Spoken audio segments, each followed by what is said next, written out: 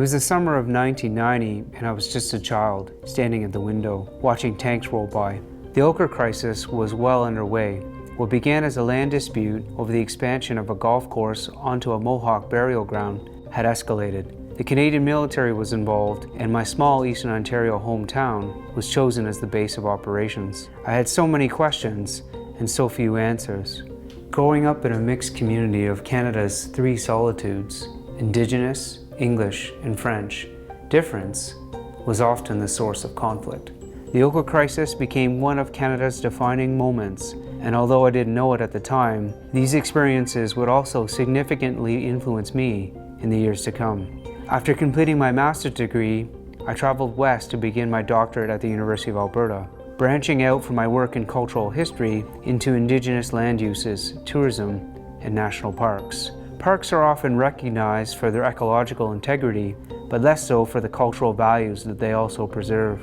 Indigenous peoples were displaced from many parks throughout Canada, and new regulations redefined Indigenous subsistence practices like hunting, fishing, and gathering as intolerable or even illegal.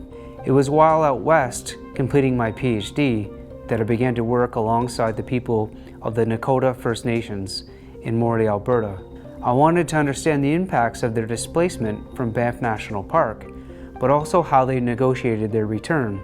I soon realized that developing tourism industry in Banff was part of the justification of why Nakota peoples were displaced from the park to begin with, but ironically, tourism was also one of the ways that they regained access to the region. When my PhD was complete, I found myself asking different questions, many of which related to the health challenges that some Indigenous communities face across the country. Food security is essential for a community to thrive. In many rural Indigenous communities, access to affordable, healthy food is severely limited. Communities are now finding their own solutions to these issues. I believe that research and researchers play a critical role in this process. My name is Courtney Mason, and that is my true research story.